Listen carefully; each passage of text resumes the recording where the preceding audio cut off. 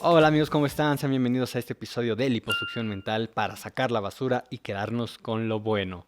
Y vamos a continuar en el libro de Lucas capítulo 18 en la nueva traducción viviente que te dejo en la descripción para que junto conmigo puedas leer. Así que comencemos. Dice parábola de la viuda persistente.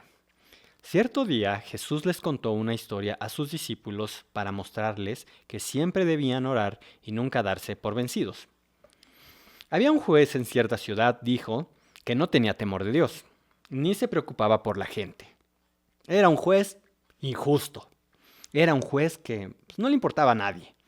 Una viuda de esa ciudad acudía a él repetidas veces para decirle, o sea, ya había ido una, dos, tres, repetidas veces, había estado yendo y yendo y yendo, para decirle, hágame justicia en este conflicto con mi enemigo. Durante un tiempo el juez no le hizo caso hasta que finalmente se dijo a sí mismo, "Ay, no temo a Dios, ni me importa la gente, pero esta mujer me está volviendo loco.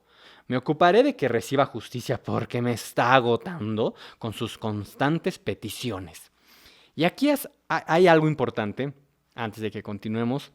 Las viudas y los huérfanos eran personas que de acuerdo a la ley o que Dios había dejado escrito, tenía uno que tener un cuidado especial. Las viudas, al ser mujeres y que no podían trabajar, no podían hacer nada, necesitaban muchas veces, si no tenían alguien, un familiar, pues de la gente, ¿no? Del apoyo de la gente. Y los huérfanos, pues también, al no tener padres. Entonces esto era algo que Dios les había encomendado que hicieran.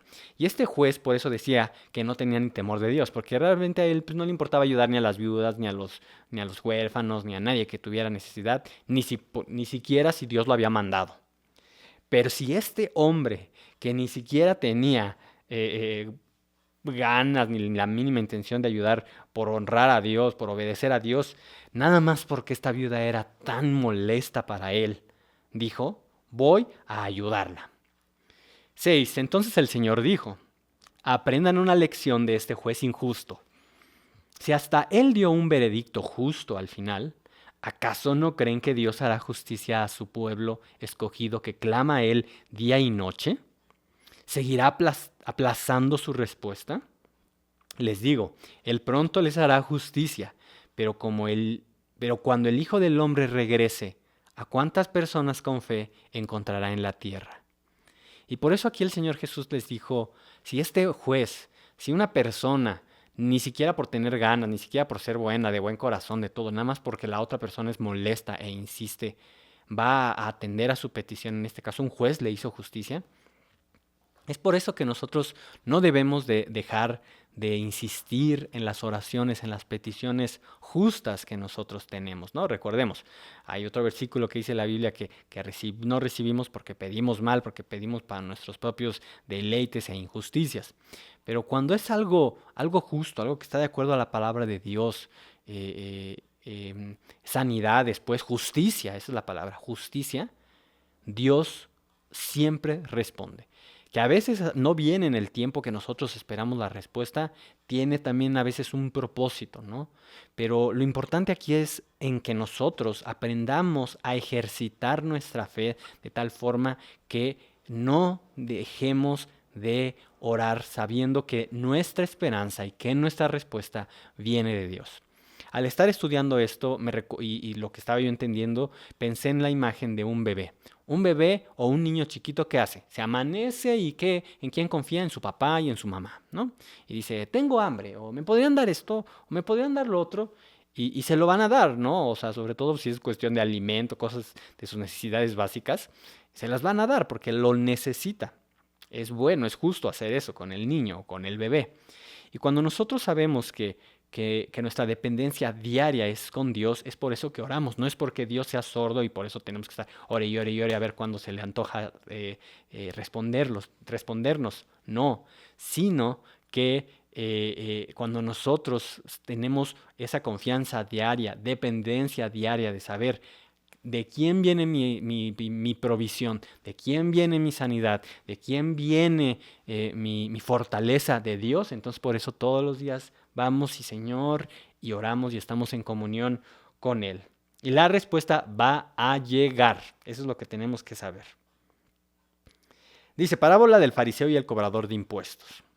Luego Jesús contó la siguiente historia a algunos que tenían mucha confianza en su propia rectitud y despreciaban a los demás, o sea, gente religiosa. Dice, 2 hombres fueron al templo a orar. Uno era fariseo y el otro era un despreciado cobrador de impuestos. Como ya sabemos, les caían súper gordos. El fariseo de pie, apartado de los demás, para que no sea que lo fueran a contaminar, ¿verdad? Hizo la siguiente oración. Te agradezco, Dios, que no soy como los otros, tramposos, pecadores, adúlteros. Para nada soy como ese cobrador de impuestos. Ayuno 2 veces a la semana y te doy el diezmo de mis ingresos. En cambio, el cobrador de impuestos se quedó a la distancia y ni siquiera se atrevía a levantar la mirada al cielo mientras oraba, sino que golpeó su pecho en señal de dolor mientras decía, oh Dios, ten compasión de mí porque soy un pecador. Les digo que fue este pecador y no el fariseo quien regresó a su casa justificado delante de Dios. Pues los que se exaltan a sí mismos serán humillados y los que se humillan serán exaltados. Y en este caso lo que el Señor Jesús quería que entendieran es que este fariseo, sí, había estudiado mucho, había hecho muchos esfuerzos humanos, había hecho muchas cosas para, según él, estar bien delante de Dios, pero realmente a él lo que lo alimentaba era ese orgullo y esa soberbia de poder llegar y menospreciar a todos los demás y a todos mirarlos menos y a todos decir, ay, son unos pecadores espantosos que no merecen ni siquiera entrar al templo ni acercarse y orar fuerte para que todos vieran cuán bueno era él. Al final de cuentas, alabarse a él mismo en lugar de realmente alabar a Dios, ¿no? Y esa es la actitud que puede uno tener cuando confía uno en tus propias fuerzas para hacer las cosas bien delante de Dios, que no es así. Solamente por el perdón del Señor Jesús, por la misericordia es que somos perdonados, salvados y que diario podemos caminar y venir delante de su presencia con la sangre de Jesús sobre nosotros, que es lo que nos permite, ¿verdad? Nos ha limpiado. Y este hombre que era pecador sabía que él era pecador, él sabía que estaba bien mal. Pero por eso fue con Dios y le fue a pedir perdón, reconociendo su estado real. Porque el estado real del fariseo era de un soberbio, orgulloso, petulante, espantoso. O sea, estaba también muy mal, pero él no, él pensaba que era lo máximo. Y hasta oraba dándole gracias a Dios porque él era muy bueno. Entonces, por eso aquí el Señor les dijo, este fue el que llegó justificado, regresó a su casa justificado, perdonado delante de Dios. Pues los que se exaltan a sí mismos y están buscando, oh, sí, sí, yo soy lo máximo y hasta delante de Dios así se presentan, serán humillados y los que se humillan serán exaltados. ¡Wow! Sigamos. Dice, cierto día, versículo 15, algunos padres llevaron a sus hijitos a Jesús para que él los tocara y los bendijera. Esta era una costumbre entre los judíos, llevar a los niños con los maestros para que los bendijeran, para que hablaran bendiciones sobre sus vidas y era parte de la cultura y los maestros sabían, ¿no? Y decían, ya vinieron los niños, vamos a bendecirlos, vamos a enseñarles. Pero cuando los discípulos vieron esto, regañaron a los padres por molestarlo, porque dijeron, óiganme, o sea, ¿qué les pasa? Jesús no tiene tiempo para estar atendiendo a sus hijitos y para darles una palabra de bendición a sus niños. Aparte, ¿cómo se les ocurre estorbar al maestro si tiene cosas más importantes que detenerse para darle una bendición a tu hijo? Eso es lo que estaba pasando. Entonces, dice 16, entonces Jesús llamó a los niños y dijo a los discípulos, dejen que los niños vengan a mí, no los detengan, pues el reino de Dios pertenece a los que son como estos niños. Les digo la verdad, el que no reciba el reino de Dios como un niño, nunca entrará en él.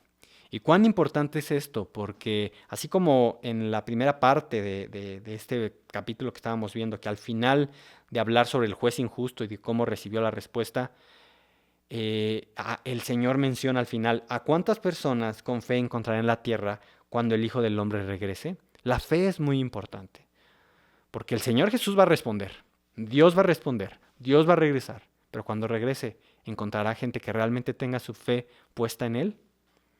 Y así que como estos niños que le creen a Dios, estos niños o que los niños tienen la capacidad, como ponía el ejemplo, de llegar y decir, bueno, pues yo llego y pido, ¿no?